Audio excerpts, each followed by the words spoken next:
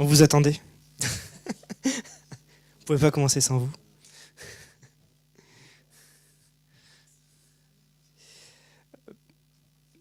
On peut quasiment dire bonsoir. Merci de venir pour cette dernière session de ces 2 jours. J'espère que ça vous a plu.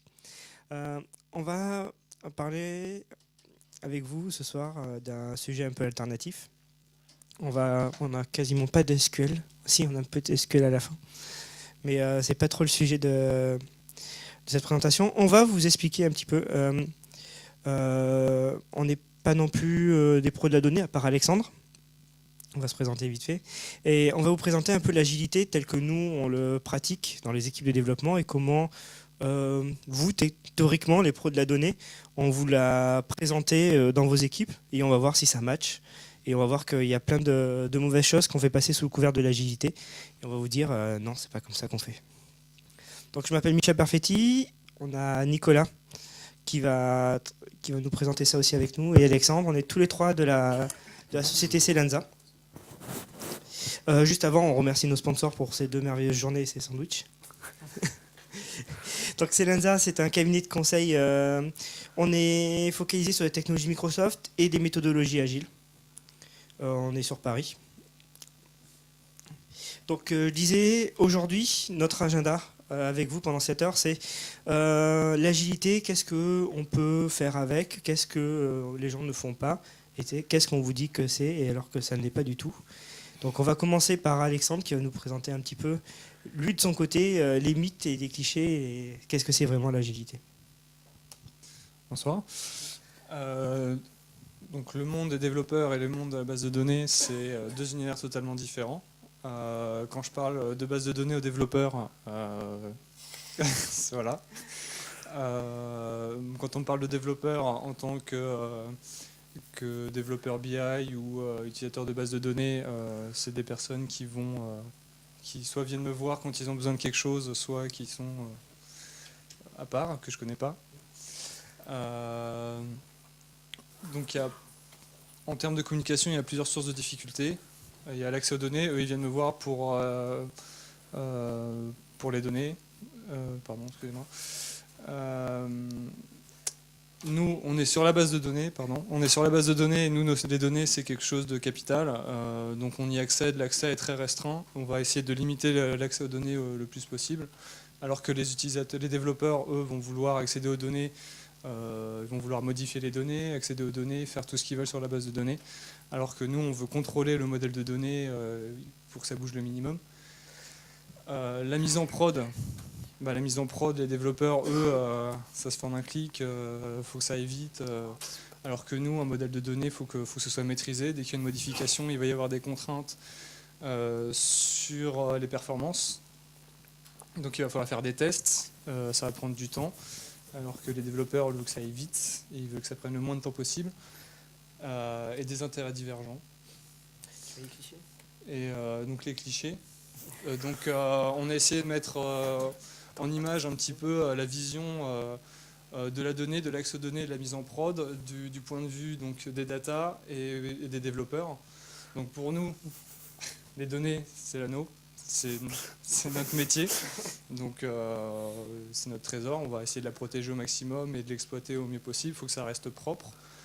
Alors que pour les développeurs, c'est peanuts. Eux, ce qu'ils veulent, c'est l'utiliser dans leurs applications, dans leur développement.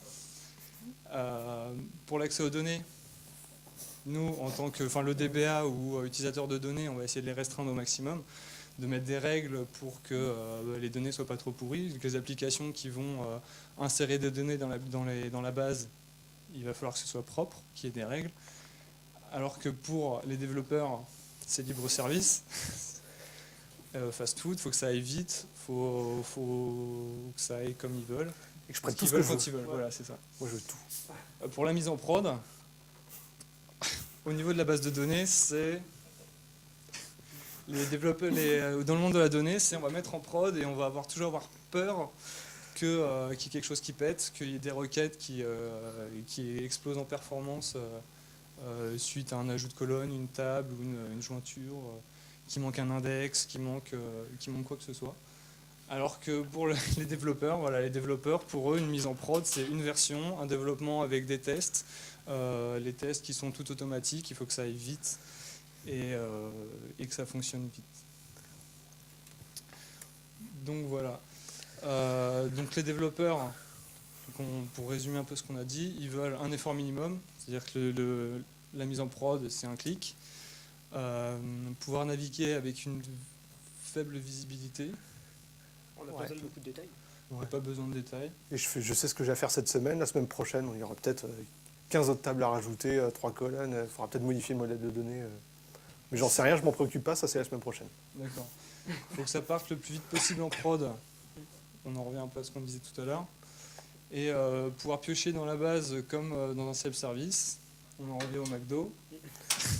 Ils veulent faire ce qu'ils veulent. Pour nous, en tant que développeur BI, on veut une structure stable, c'est-à-dire qu'une structure qui bouge, on va se répéter, mais une structure qui bouge, il y a des risques. Des performances qui sont validées. Une fois qu'on a validé un schéma qui est performant, si on le change, il va falloir refaire toute une série de tests qui prennent du temps. Donc des analyses de risques. Le contrôle des accès aux données, donc ça c'est restreindre en lecture-écriture. Et la traçabilité et cohérence, c'est tous les logs, vérifier la qualité des données et tout ça. Tac. Alors maintenant, vous m'entendez ? Ouais. Maintenant qu'on a fait en gros un tour très rapide des principaux points de contention, l'idée c'était principalement de dire que qu'il y avait des intérêts divergents entre les gens qui maintiennent la base de données et les gens qui développent les applications. Qui parmi vous a déjà travaillé sur des projets dits agiles ? Il y en a quelques-uns où ça s'est bien passé. Il y en a un qui peut lever la main quand même.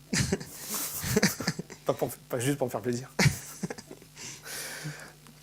Donc, en gros, l'idée, ça va être... Alors, si vous connaissez déjà l'agilité, il va y avoir pas mal d'heures dites, mais là, c'est vraiment... On va dire qu'on part de zéro et d'essayer de voir très rapidement d'où vient l'agilité et ce que c'est réellement. Donc, l'agilité, c'est 4 principes simples, mais qui peuvent qui sont faciles à comprendre, mais qui peuvent être extrêmement difficiles à appliquer. 12 principes sous-jacents, 3 méthodes fortement répandues, on va y revenir juste après, mais surtout une philosophie commune.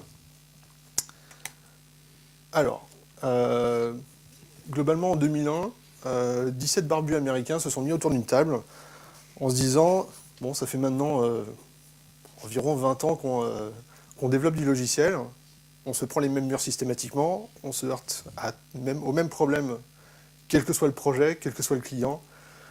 Est-ce qu'il n'y a pas une manière de mieux faire du logiciel ? Donc voilà, avec l'aide de quelques bières, ils en sortent 4 principes qu'eux estiment complètement fondamentaux. Et le manifeste agile. Le manifeste agile voilà. Qui connaît le manifeste agile ? Qui l'a lu ? Qui a fait l'agilité sans avoir entendu parler du manifeste agile ? Non. Ah. Ça arrive. Donc les 4 principes fondamentaux de l'agilité, c'est les individus et les interactions sont plus importantes que les processus et les outils, qu'un logiciel opérationnel est plus important qu'une documentation exhaustive, que la collaboration avec le client est plus importante que la négociation contractuelle, que l'adaptation au changement est plus importante que le suivi d'un plan. Donc c'est exactement ça, c'est 4 choses, c'est très facile à dire. La mise en œuvre, elle peut l'être beaucoup moins. Et quelque chose qui est extrêmement important, c'est que nous reconnaissons la valeur des premiers éléments, la valeur des seconds éléments, mais privilégions les premiers. Donc globalement, si on les prend un par un, les individus et les interactions sont plus importantes que les processus et les outils. Qu'est-ce que ça veut dire ? Ça veut d'abord dire qu'on favorise la communication directe. J'envoie pas un mail à la personne qui travaille à 2,50 m pour lui poser une simple question, parce que qu'est-ce qu'il va faire ? Il va le mettre de côté, il va lui répondre dans 3 jours parce que ça l'emmerde. Et voilà, on commence à créer des délais inutiles, alors qu'une communication directe peut être bien plus efficace. On se cache pas derrière son écran, et on ne se cache pas derrière des procédures. Globalement, si on prend des gens pour des idiots, ils vont être des idiots. et que si on aura beau mettre en place les processus les plus beaux et les plus stricts possibles sur le papier, moi, si on me contraint très fortement, ce que je vais faire, c'est que je vais m'adapter le mieux possible au processus et pour satisfaire les critères demandés. Par exemple, on me demande de pondre au minimum 1000 lignes de code par semaine. Et ben, je vais satisfaire ce critère, ça ne veut pas autant dire que je fais quelque chose de qualité. Ce que ça ne veut pas dire, c'est que les informations sont communiquées uniquement autour du feu. Voilà. On ne cherche pas à revenir à une société de communication uniquement orale, c'est juste qu'on la privilégie pour les interactions tous les jours. Ça ne veut pas dire qu'on n'écrit rien, et ça ne veut pas dire qu'on ne s'outille pas, bien au contraire. Mais l'idée, c'est vraiment de remettre l'humain au centre, et que les outils sont ce qu'ils sont, c'est-à-dire des outils. Ils ne sont pas une finalité. Alors, deuxième point, un logiciel opérationnel est plus important qu'une documentation exhaustive. Alors, ce que ça veut dire, c'est que, à la fin, ce qui importe, c'est que le logiciel, il fonctionne. Que la documentation n'est pas une fin en soi, et surtout qu'on va documenter différemment. Je ne sais pas si c'est arrivé à certaines personnes ici, mais il est arrivé que sur des très très gros forfaits, sur des projets où la partie contractuelle était extrêmement importante, la finalité, c'était de satisfaire le contrat. C'était pas de développer un logiciel qui marchait bien et qui satisfaisait les utilisateurs. C'était de répondre au contrat parce que c'était ce qui était marqué sur le papier. Et que du coup, on va faire le minimum pour que ça marche sur le papier. Ce que ça ne veut pas dire, c'est qu'on n'écrit plus de doc, et que la documentation n'est pas importante, ou que, pire, que le seul code fait foi. Le point qu'on voulait mettre en valeur là, c'est que l'agilité a souvent été présentée comme étant la révolution pour le développeur, et qu'il l'a vu en gros maintenant comme étant un open bar, en disant maintenant c'est bon, je suis redevenu le roi, je vais pouvoir refaire un peu n'importe quoi dans n'importe quelle condition, qu'il n'y a plus de règles. C'est pas exactement ça. Troisième point, la collaboration avec le client est plus importante que la négociation contractuelle. Voilà, ça veut dire ce que ça veut dire, c'est que on va revenir à des modes de collaboration un peu plus efficaces, que l'unique moyen de communiquer avec le client, c'est pas le contrat ou des documents, on va essayer de rendre les choses un petit peu plus flexibles, là où elles avaient été rendues très très très figées. Donc, on instaure un dialogue. Le périmètre, il n'est pas figé, ça c'est quelque chose d'extrêmement important. C'est que le changement dans l'agilité, il est bienvenu. Alors que dans une méthode traditionnelle de gestion de projet, le changement, il est vu comme une catastrophe, une contrainte. Ah, les specs, ils ont bougé. Voilà. L'agilité, on va essayer de tenir compte du fait que le changement, il arrive. Comment est-ce qu'on peut se mettre en position de bien accepter ce changement ? C'est vrai, mais la question qui se pose, c'est pas le changement lui-même, c'est la prise en compte de son changement. Alors justement, ce que dit l'agilité, c'est que le changement, de toute façon, il va arriver. Se dire que le changement, qu'il n'y aura jamais de changement, c'est purement utopique. L'agilité dit le changement, il va arriver. Comment est-ce qu'on peut se mettre en position d'accepter de façon efficace ce changement ? Comment est-ce que je peux répondre même à un bouleversement total de mon environnement et faire en sorte que j'arrive à changer de cap facilement ? Voilà. Enfin, l'agilité, c'est ça. Donc ça ne veut pas dire que le contrat n'existe pas. Ça ne veut pas dire que le client peut charger le périmètre à volonté. Alors ça, c'est très bête à dire, mais ça a parfois été compris comme ça. Et ça ne veut pas dire que la bonne foi est la seule garantie. Voilà. Enfin, on reste des humains, les gens ils ont des intérêts conflictoires. Si on insuffle en gros de la flexibilité dans un système, il faut néanmoins qu'il y ait des règles précises et qu'elles soient suivies. Ça reste compatible avec des projets en mode forfait ? Très difficilement. Très difficilement. Les forfaits, ils n'ont plus la même tête. Ouais, vous devriez aller regarder sur le site de... il est sur notre site, je crois, le contrat agile. Ouais. Vous cherchez sur Internet, contrat agile. C'est une façon de faire du forfait en mode agile. Mais les règles sont très très différentes Oui. du contrat standard ou qui justement veut que tout soit figé dès le départ. En fait, quand on fait des forfaits en agilité, on fait plein de mini-forfaits sur des périodes très courtes. Et on ne fait pas un forfait global, puisque finalement, entre le moment du début du forfait et à la fin, quand le client voit les évolutions, son besoin il change. Il dit, ah ça finalement, je ne voulais pas comme ça, plutôt comme ça. Et au lieu de parler d'avenant, on va parler de mise à jour du backlog. Donc c'est plus souple côté client, et en même temps, ça fait moins de paperasse. Et on va plus parler entre développeurs clients qu'entre commercial et avocat pour changer les contrats. Mais c'est une autre façon de faire des forfaits. Ce qui nous amène justement au dernier point. L'adaptation au changement est plus importante que le suivi d'un plan. Voilà. Ça, c'est quand même un peu la révolution. Le changement, il est le bienvenu. Alors que dans un mode traditionnel, il est vraiment vu comme une catastrophe. Et quelque chose qui ne doit pas arriver. Donc, je me mets en position d'accepter positivement ce changement. Mais néanmoins, qu'il y a des règles précises. On ne change pas tout et n'importe comment. Il y a des règles. Ça ne veut pas dire qu'on ne sait pas où on va. On peut quand même avoir une idée du cap, mais en revanche, là, la vitesse du vent, les marées, etc., tout ça, ça peut changer, donc il va bien falloir que je m'adapte. Et ça ne veut surtout pas dire que tout peut changer n'importe quand et n'importe comment. Donc ça, c'est les 4 principes fondamentaux de l'agilité. Il y a plusieurs méthodes agiles, on va en voir 3 par la suite, et globalement, les 3 respectent ces principes, mais de façon assez différente. La première, vous en avez sans doute entendu parler, c'est un peu celle qui est... on en arrive souvent à raccourci que l'agilité, c'est Scrum, mais c'est pas que ça. C'en est une, c'est la plus répandue aujourd'hui, assez souvent mal implémentée. Celle qui est à la mode, on va dire. Encore, la mode, elle change un petit peu vers Kanban, on va en reparler juste après. Dans Scrum, on découpe tout en itérations très courtes. Globalement, c'est... l'échelon de base, c'est un sprint, une itération fait 2 semaines, un petit peu plus ou un petit peu moins, mais voilà, on va tout faire sur des itérations très courtes. Et donc on va cadencer la vie du projet sur des petites itérations dans lesquelles on va développer des fonctionnalités de bout en bout, c'est-à-dire de toutes les couches, et à la fin, l'idée c'est que le client, il ait quelque chose de visible sur son logiciel. Il y a une vraie valeur ajoutée qui a été apportée à la fin de l'itération. On travaille en petites équipes pluridisciplinaires. Vous ne verrez jamais d'ailleurs quelques méthodes agiles que ce soit prôner des grandes équipes de 50 personnes. Déjà que c'est difficile de faire marcher correctement une équipe de moins de 10 personnes. Donc on s'en tient à des équipes plus petites et mieux organisées. Scrum, c'est 3 rôles.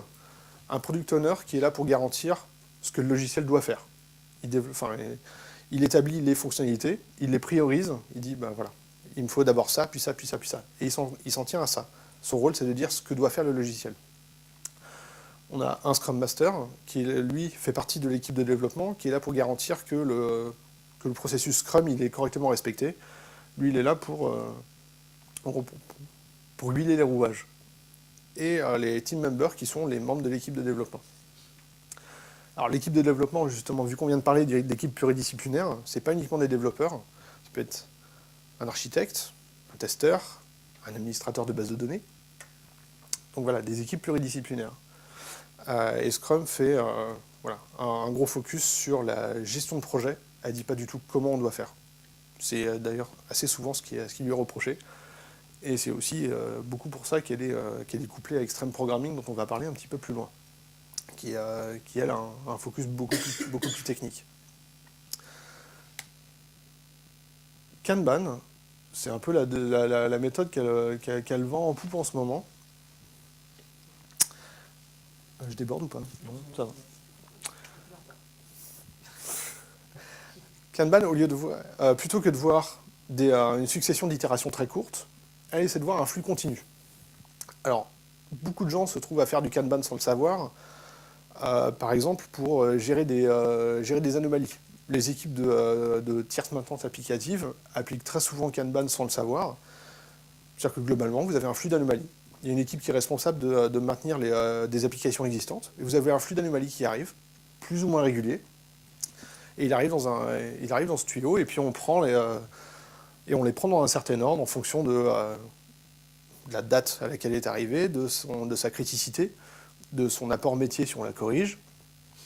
Donc voilà, on va chercher à modéliser en fait une sorte de processus existant. Donc il n'y a pas de Big Bang quand on implémente Kanban, contrairement à Scrum. Il n'y a pas besoin de réorganiser complètement les équipes. On va d'abord chercher à modéliser le processus dans lequel on travaille. Par exemple, voilà, mon anomalie, elle arrive. Elle est qualifiée par une certaine personne qui lui donne en gros une complexité. Puis elle part en développement, puis elle part en test pour valider que ça a bien été terminé, et ensuite elle part en production. Voilà. Ça, c'est par exemple ça, c'est un exemple de flux Kanban. Et l'objectif, c'est d'identifier les goulots d'étranglement. En fait, il arrive très souvent que les testeurs, que la résolution d'une anomalie prend moins de temps que son test.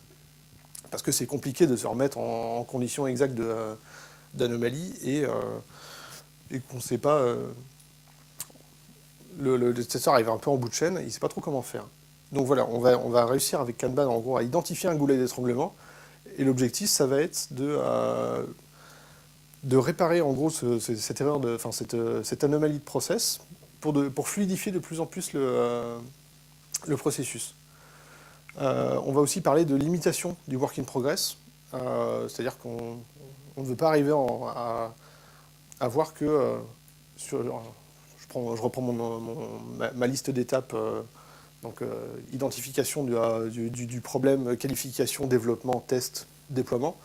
On ne veut pas, par exemple, qu'on se retrouve avec une pile de choses à livrer en développement, que les choses sont corrigées très très vite, mais ensuite elles sont difficilement mises en production. Donc on va limiter le nombre de choses qui sont faites à chaque étape, de façon, voilà, toujours à l'idée d'arriver à cette situation de flux continu, où une anomalie peut arriver, et elle est facilement et la plus rapidement possible corrigée et déployée en production. Donc voilà, vraiment cette idée de flux. Et enfin, Extreme Programming, c'est la plus ancienne, qui a une vision très très forte sur la réalisation. Donc c'est autant une boîte à outils technique qu'un ensemble de valeurs. Donc en fait, voilà, donc c'est un focus sur comment est-ce qu'on fait du logiciel. Donc, 5 valeurs sur Extreme Programming: la communication, la simplicité, le feedback, le courage et le respect. Et pour arriver à ça, on a en fait une sorte de boîte à outils technique, enfin, pas que technique, mais principalement de pratiques qu'on va mettre en œuvre. Le client sur site, on essaie de faire en sorte que le métier, ou les gens qui connaissent le métier, soit le plus proche possible des équipes de développement de façon à éviter les problèmes de communication. Le planning poker, qui est très pratiqué dans Scrum, c'est quelque chose dont on essaie d'arrêter de chiffrer en jour homme, parce que globalement on fait ça très très mal, et de chiffrer plutôt en complexité ou en effort. L'intégration continue, c'est quelque chose qui s'est très très fortement démocratisé, ça vient d'Extreme Programming. On essaie de faire en sorte des petites livraisons.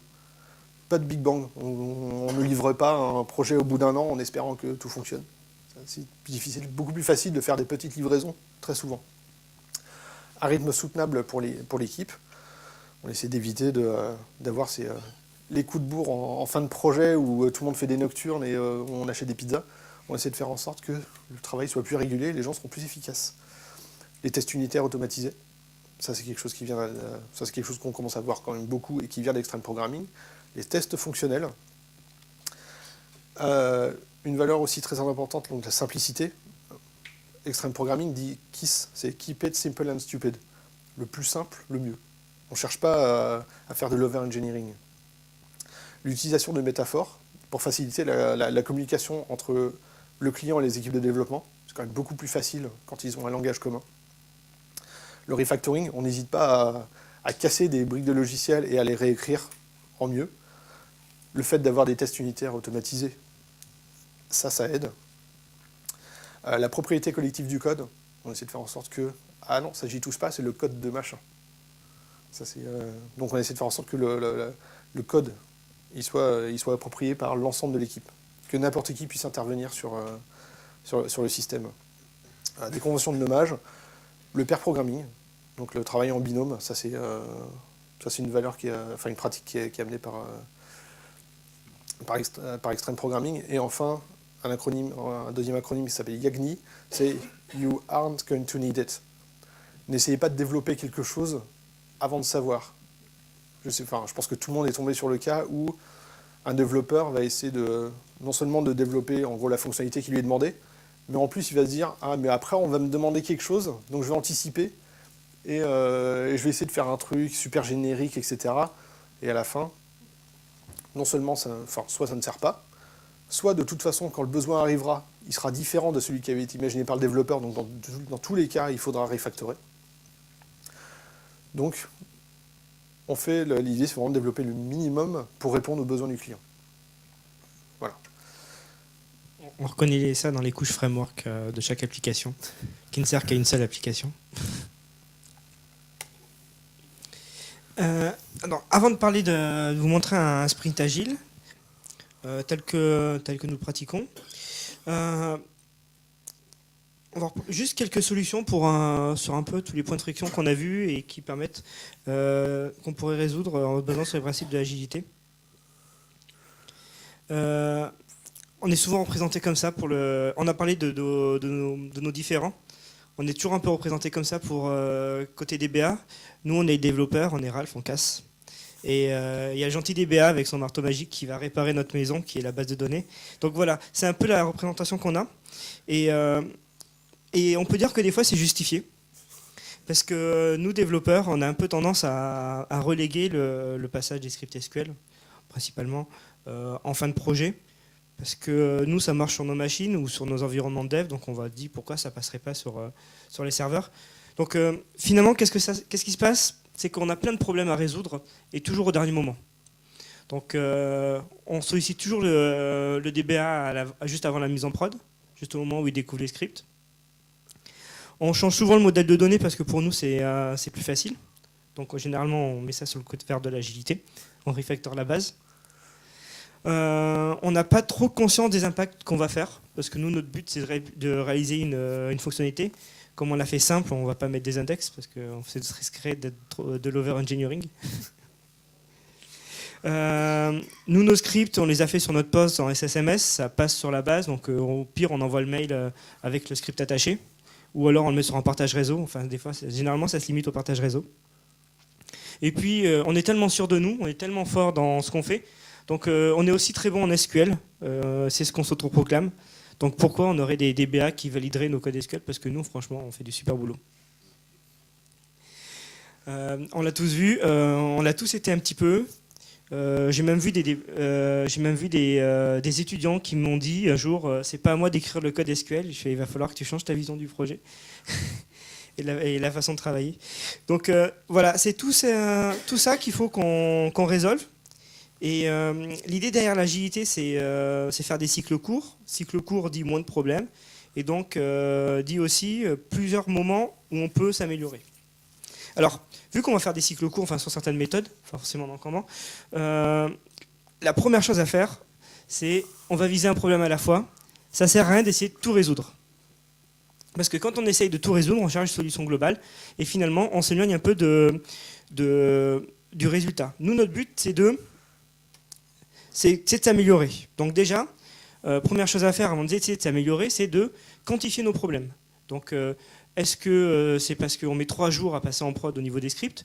Mettre des métriques. C'est ce qui va nous permettre, de vendre notre projet d'amélioration. On dira, voilà, avant on mettait 3 jours à mettre en prod au niveau de la base, maintenant on met 2 heures. Donc on peut calculer les coûts, on peut donner ça en euros. Généralement, ça aide les chefs à réfléchir sur ces projets de ce type. Quand on a des itérations pour XP ou pour Scrum, on peut viser une amélioration par sprint et puis se dire, voilà, on fait celle-là cette fois-ci, on valide ou pas, et puis on passe à l'itération d'après, on s'améliore encore ou on change d'idée. L'idée, c'est de ne pas prendre n'importe quel problème, on va prendre celui qui va nous rapporter le plus. Généralement, c'est l'un des plus gros problèmes.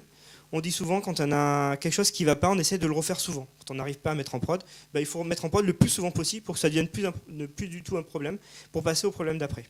Donc on va chercher le premier problème qui va nous rapporter le plus, même si c'est le plus difficile. Et quitte à le découper pour que ça rentre dans une timebox la plus petite possible, pour qu'on puisse avoir une valeur d'amélioration le plus rapidement possible. Première autre idée qui marche très bien, c'est l'intégration continue. Donc l'idée, c'est de faire rentrer le développement SQL dans des outils de source control. Donc on peut tracer les changements, on sait qui fait quoi. Et des fois, ça peut être bien pratique, surtout pour éviter qu'un problème ressurgisse. Et surtout, quand on fait l'intégration continue, on dit aussi build d'intégration. Donc ça veut dire qu'on peut, on package et on peut déployer sur des environnements. Et donc on peut voir tout de suite s'il y a des problèmes. Donc après, il y a plusieurs stratégies sur quoi on teste. Est-ce qu'on teste sur des samples de la base de prod ou des copies de la base de prod? Après, chacun fait ce qu'il veut. Mais plus tôt on teste nos scripts avec le code, plus tôt on se porte, mieux on se porte. Et il n'y a pas de personne qui est dédouanée de faire de la qualité. Tout le monde doit le faire, et y compris les développeurs. Une solution qui marche bien et qui est vraiment dans l'esprit de l'agilité et des équipes pluridisciplinaires, c'est la collaboration. On le voit trop souvent, on a sur les plateaux de dev les équipes métiers, avec le MOA, les développeurs à côté, et puis généralement, soit de l'autre côté, dans une autre salle ou un étage en dessous, l'IT avec les DBA, et ils communiquent par email ou par ticket Jira. Oui, on peut discuter par ticket Jira. Et qu'est-ce qu'on voit? C'est que généralement, soit le script il est rejeté, et dans le workflow du Jira, on ne peut pas le reprendre, donc il faut faire un nouveau ticket Jira. Et on a des dialogues de sourds. Et tandis que si le DBA montait à notre étage, ou nous, si on descendait, on arriverait à mieux s'entendre.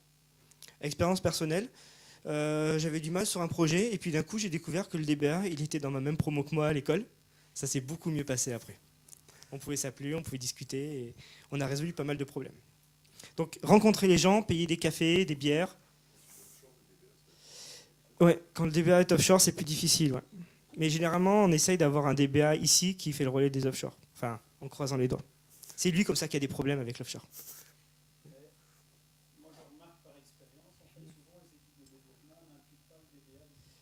Oui, tout à fait. C'est pour ça que l'agilité veut dire aussi équipe pluridisciplinaire. La base de données, ça fait partie du livrable. On ne va pas livrer seulement... on est quand même très égocentrique, nous les développeurs. L'application, c'est notre code .NET qu'on va livrer. Et on oublie que finalement, une grosse partie de l'application, c'est la base de données. Et il y a un adage qui dit « les applis passent, les bases restent ». C'est-à-dire que notre application, dans 2-3 ans, on va l'acheter. La base de données, elle sera toujours là. Et qui va maintenir ça? Ce ne sera pas les prestats qui ont fait l'application web. Ça sera les DBA qui ont dit au début, attention, il ne faut pas faire comme ça. Donc finalement, c'est quoi votre valeur métier? C'est votre appli web qui va durer 2-3 ans, ou c'est votre base de données que vous allez traîner pendant 10 ans? Donc quand on a ces discussions-là avec les équipes, et on arrive plus facilement à mélanger les DBA. On a un élément dans le Scrum qui s'appelle la définition de done. C'est ce qui dit quand est-ce que mon code, moi développeur, je peux le considérer comme terminé. Alors, il y en a qui vous diront j'ai terminé quand j'ai fait mon commit dans le source control. En fait, on essaie d'aller un peu plus loin. Ça peut être quand j'ai fait mes tests, quand j'ai fait valider mes scripts par mes DBA, et quand les DBA étaient d'accord. Parce que ça ne sert à rien de faire valider s'ils ne sont pas d'accord. On va essayer aussi de mélanger les équipes. Sur des vrais plateaux agiles, les tables sont sur des roulettes. On peut se déplacer, les gens ont des portables. C'est pas gênant de déménager pour faire un projet. Plus le DBA est proche, plus il est intégré, et mieux on se porte.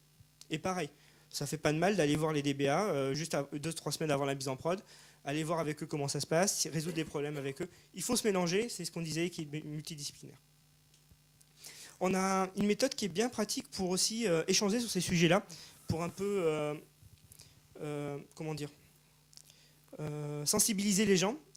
On le fait plus côté développement, mais ça marcherait bien aussi côté data, c'est les coding dojo. L'idée, c'est de se réunir, par exemple, sur une pause déjeuner, ou le matin, ou le soir, sur un sujet, se mettre autour d'une table avec un ordinateur, un écran en projette, un clavier, on va chercher des pizzas et puis on résout un problème particulier ensemble. L'idée, c'est de mélanger des personnes qui n'ont pas forcément les mêmes niveaux techniques et de voir comment on résout un problème. Par exemple, on a une prostock un peu complexe sur une mise en prod précédente. Et ben, au lieu de faire un post-mortem avec les managers en disant ça s'est mal passé, on reprend cette prostock-là, on se met à 5-6 dans une salle et on voit comment on aurait pu la réécrire. Comme ça, chacun donne son avis. On a des mecs de l'IT qui vont dire ah non, ça, il faut plutôt le faire comme ça pour telle raison. Et on a des développeurs qui disent ah oui, mais moi, j'ai ce problème-là, donc il faut faire comme ça. Donc ça permet de discuter, de partager des expériences et de rapprocher les gens. Généralement, après, les gens, ils continuent à se reparler, ils échangent leur email et ils passent plus par les tickets Jira. Ou autre système de tickets. Un truc aussi tout bête, on peut appliquer les pratiques du développement classique à la base de données. C'est peut-être bizarre, mais généralement, c'est ce qu'on ne fait pas. Les scripts SQL, c'est sur un share réseau, et le code source, il est maintenant, on peut dire, dans un source control. Et donc, quand on livre, on donne le chemin vers les chemins de SQL, plus la version qu'on va livrer. Donc, première chose à faire, on versionne le modèle de base de données. Comme ça, on peut faire des différentiels, on peut voir ce qui a changé. Donc, on peut faire des impacts, ce qui n'est pas forcément facile avec des scripts d'alter. Parce qu'on aura un script d'alter, on a une vision du script, on n'a pas la vision de l'ensemble des scripts qu'on a passés. Là, on peut faire un différentiel complet. Il faut aussi avoir une livraison packagée, c'est-à-dire que on a des outils maintenant qui permettent d'avoir un schéma complet de la base. Avec les dernières versions d'SQL Server, il faut s'en servir pour faire des différentiels, pareil. Quitte, pourquoi pas aller plus loin, soyons fous, ne plus demander aux développeurs de faire des scripts d'alter et utiliser ces modèles packagés de schéma de base pour faire les livraisons. Je me porterais mieux si ce n'était pas moi qui ferais le script d'alter. Surtout, je serais sûr que le DBA fasse le vrai transactionnel, surtout. Déjà, il faut expliquer les transactions aux développeurs. Oui, c'est vrai. Surtout, il faut leur parler des niveaux d'idéalisation. Ça, c'est un bon coding dojo. Il faut aussi profiter d'avoir le versionning pour isoler les cycles de développement et les fixes. Parce qu'on a trop tendance à avoir qu'un seul modèle de base de données et dire que la base de données n'est pas versionnable. Et donc, quand on passe des scripts, on fait en même temps les scripts de fixe de prod, en même temps les fixes de dev pour la version d'après, et on a du mal à faire, c'est de dire, voilà, on va prendre celui-là pour la prod d'après. Ah mais non, notre fixe de prod, il est basé sur la base de dev, on a rajouté des tables pour le prochain développement, alors comment on fait? Ah ben je te refais un fixe au dernier moment. On s'en sort plus. Le version du modèle packagé dans le contrôleur de source va nous permettre d'avoir des versions isolées de notre base, et donc des cycles de vie différents. Les fixes de prod, on va les résoudre tout de suite, et le package pour la version d'après, on va le livrer plus tard dans notre environnement. On peut aussi vérifier que la version de la base est cohérente avec la version de l'application. On le voit des fois, on met un numéro de version dans la base, et comme ça, quand l'application démarre, si elle n'est pas la bonne version, on jette. Ça peut éviter des surprises où on se rend compte qu'on ne se connecte pas sur la bonne base. Ou la base de prod alors qu'on est en dev. Qui s'est déjà connecté en dev sur la base de prod? Parce qu'il y a des chaînes de connexion. Et inversement, ou qui a fait de la prod sur la base de dev? Tout le monde l'a vu, personne n'ose le dire. Dernière solution, ça va aussi dans le sens de la fluidité et du feedback rapide, parce que les méthodes agiles impliquent des cycles quand il y en a très très courts, donc 2 semaines, c'est difficile de faire 3 semaines de validation. Et donc on ne va pas passer 3 jours à faire un snapshot de la base de prod, repasser les scripts un par un et valider que ça marche. Donc on a besoin très vite de feedback sur ce qu'on fait. Donc on va essayer au maximum d'automatiser des tests sur nos applications, d'avoir des jeux de données de référence et d'automatiser les déploiements. Alors l'automatisation des déploiements, ça peut aller du déploiement continu, ou alors je sais comment, via des scripts, faire mon déploiement automatiquement sans avoir à aller moi-même dans SSMS, ouvrir mon script d'alter, exécuter, voir ce que ça donne. Toujours pareil, le plus c'est pénible, plus il faut le faire, et différemment. On a des outils maintenant très évolués pour se connecter aux applications à distance, pour exécuter des opérations. On n'est plus obligé d'ouvrir SSMS, on a PowerShell. Il faut s'en servir, tous ces outils-là vont nous permettre de scripter tout ça. Et petit à petit, on se rend compte qu'on va avoir une batterie de scripts, et finalement, ces scripts, on peut les agencer pour pouvoir faire un script plus gros, plus automatique. Pareil, quand on fait l'automatisation, comme il n'y a plus d'humain dans la boucle, il faut des métriques. J'ai déployé ça, ça n'a pas marché, donc il me faut des logs, ça a marché, pour pouvoir faire un retour en disant notre processus d'automatisation fonctionne, il ne fonctionne pas, pourquoi, où est-ce qu'il faut s'améliorer. Pareil pour les tests, ça ne sert à rien si on ne les regarde pas. Donc les métriques-là vont nous permettre de voir la qualité de notre développement. Une solution un peu extrême qui se voit aussi souvent, c'est on va séparer les développements de la base et des applications. Comme je disais, une base, elle n'est pas forcément liée à une application, il peut y en avoir plusieurs. Je ne sais pas qui a décrété que quand on livrait une application, on livrait en même temps le code et la base de données. On peut imaginer des modifications de la base qui garantissent une compatibilité ascendance avec la version précédente. Et donc on pourrait avoir des livraisons pure SQL qu'on validerait sur un environnement de pré-prod qui seront les applications de prod. Donc comme ça, si ça ne marche pas, on sait que c'est la base ça vient de la base. Et pareil, quand on met en prod notre application, comme la base n'a pas changé, si ça ne passe pas, on sait que ça vient de l'application. Très souvent, on a des moments quand on fait des mises en prod le week-end où on dit si ça ne marche pas, on fait un rollback de la base et des applications. Là, maintenant, on sait qu'est-ce qu'il faut faire comme rollback l'un ou l'autre. Et on peut utiliser ça à des moments différents de la semaine. On n'est pas obligé de tout livrer. Généralement, on fait des livraisons le week-end parce que c'est la base qu'on backup. Tandis que si on mettrait l'application juste à jour, on pourrait la faire n'importe quand dans la journée puisqu'elle est compatible. Donc ça peut nous simplifier la vie et simplifier les livraisons.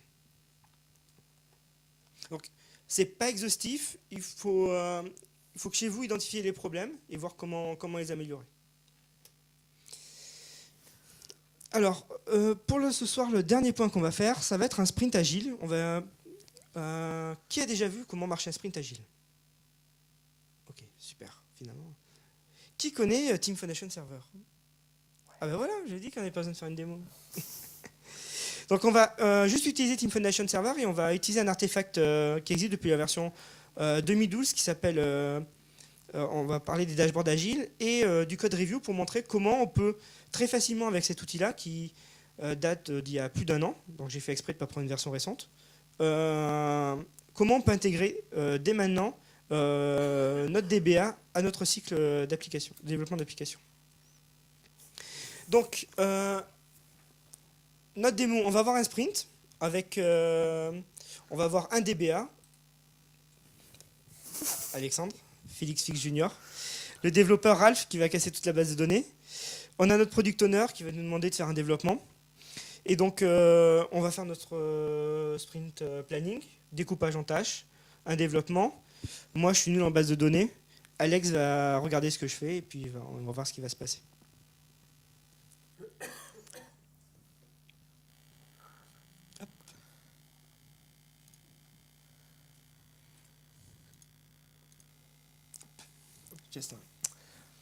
Alors moi je suis product owner, donc mon rôle il est d'alimenter un backlog. Un backlog c'est ça, c'est une liste de fonctionnalités ordonnées par priorité.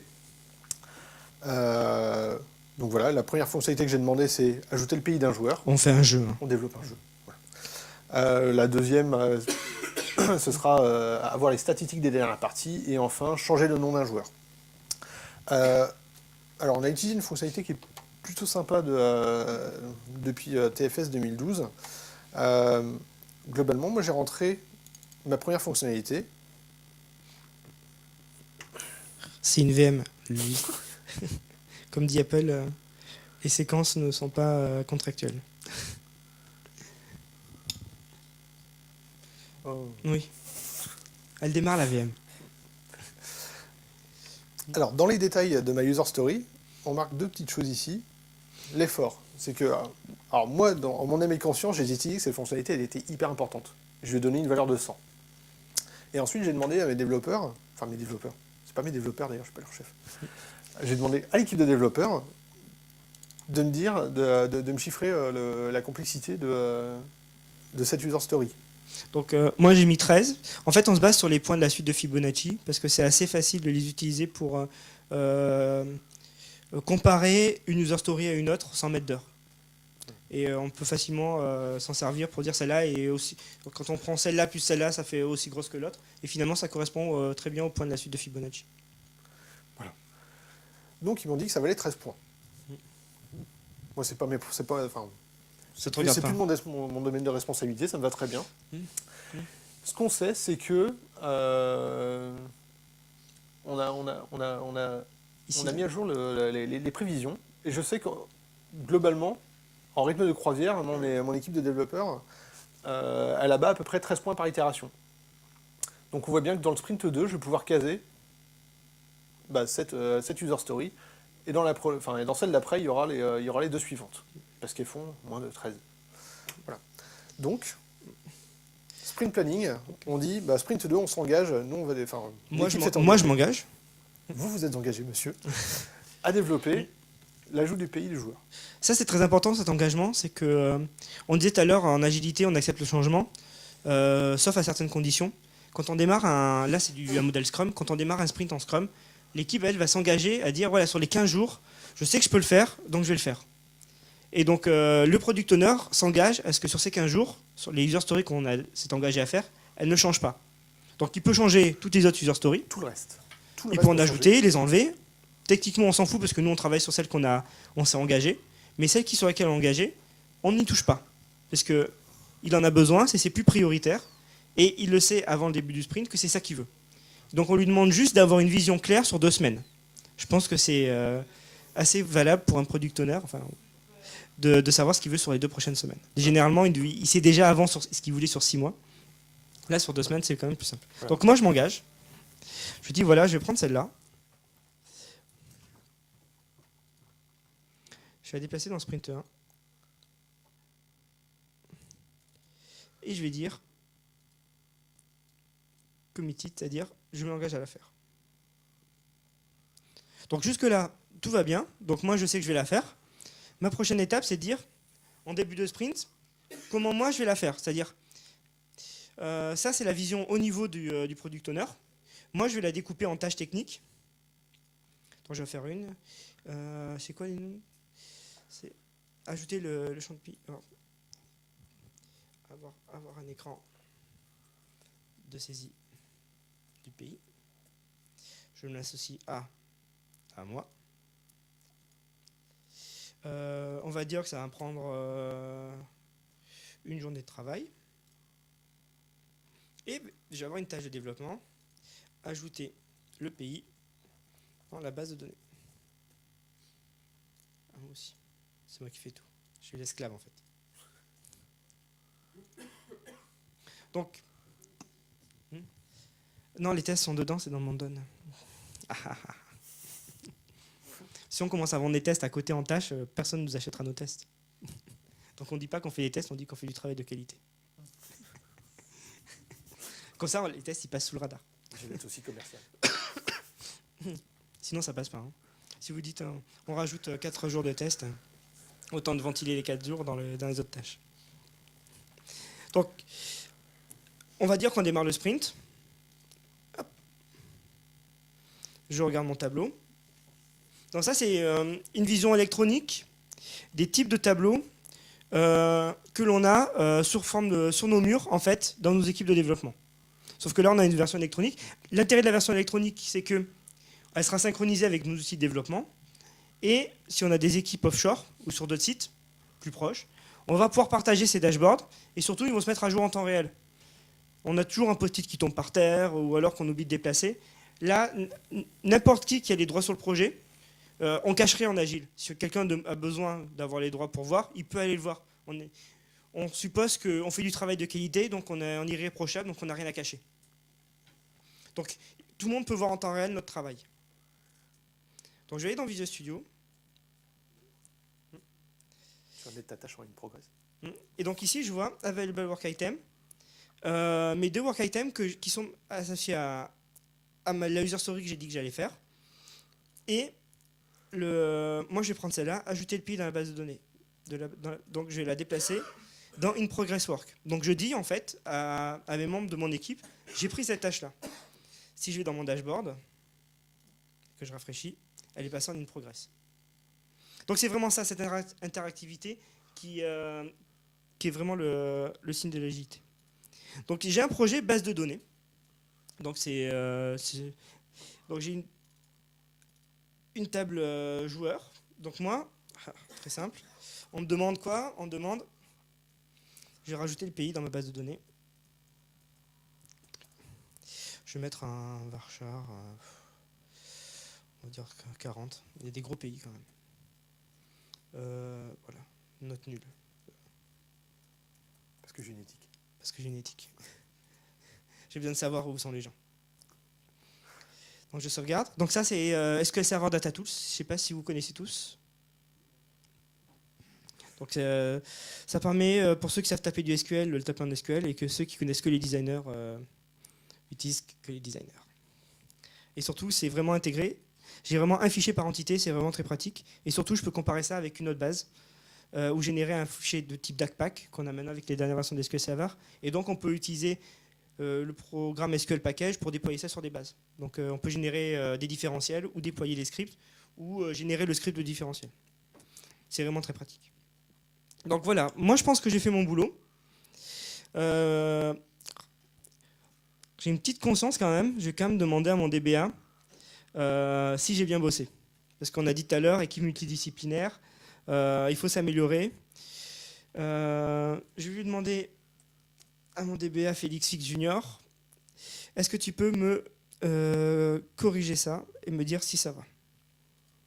Donc mon DBA il va avoir quoi? Il va avoir mes changements, c'est-à-dire pourquoi je l'ai fait, donc la tâche 43, et le code que j'ai changé. Donc c'est bien quand on fait du code review de savoir pourquoi ce code-là a été modifié. Parce qu'on n'a pas forcément des fois, on a juste le code à changer. Là maintenant on va pouvoir voir les deux. Donc hop, et je vais générer une requête. Ah oui, REAPAFS.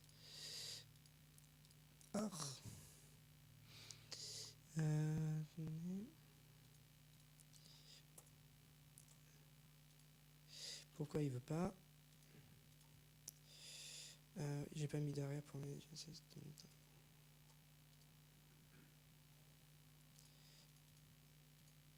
Pourquoi?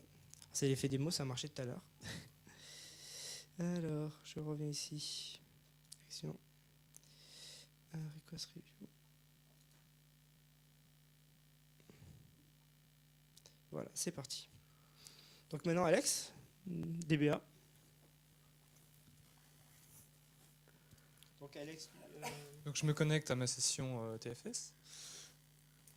Je reçois le code review. Donc là, je reçois le code review reçu de Ralph, qui veut tout casser. Donc, je vois la tâche, donc le work item sur lequel il travaille. Donc je vois qu'il veut ajouter le pays dans la base de données. Très bien. Ça va bien.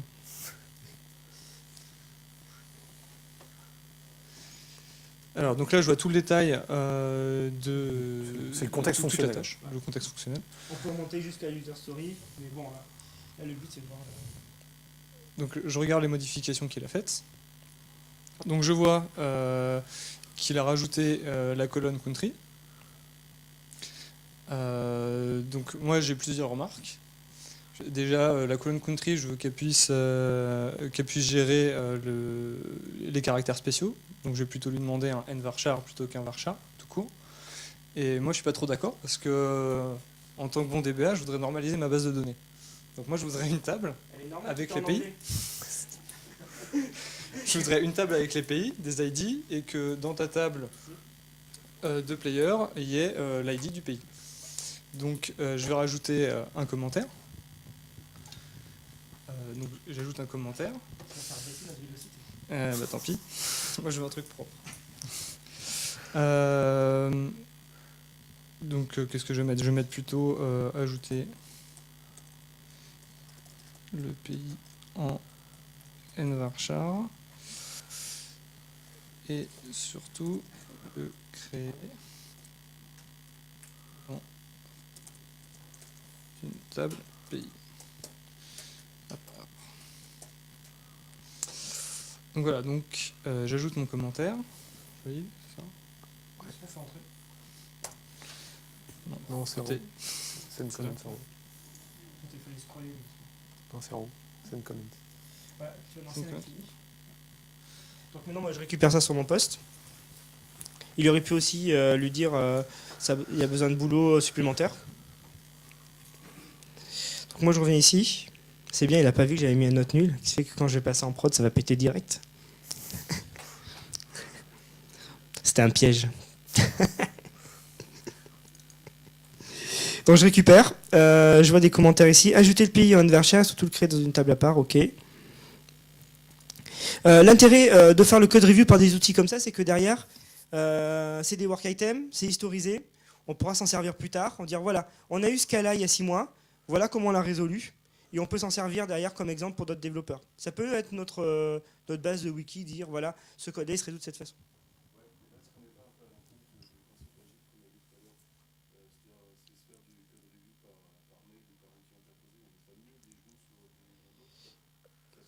Ah oui, tout à fait d'accord. Ah, c'est mieux d'être l'un à côté de l'autre, mais je ne vais pas demander à mon DBA d'être là pour chaque script SQL. Mais je suis d'accord. Le code review permet, c'est pas du pair programming, mais permet la validation par les autres membres de l'équipe. J'étais sur des projets où à la fin de chaque tâche, on faisait forcément du code review du code de quelqu'un d'autre. Ça faisait partie de l'étape avant de la livraison. Et c'était proche un peu du développement XP qui disait tout le monde s'approprie le code. En partageant le code review, on fait en sorte que tout le monde connaisse le code de tout le monde. Mais c'est pas vraiment le même sens que le pair programming.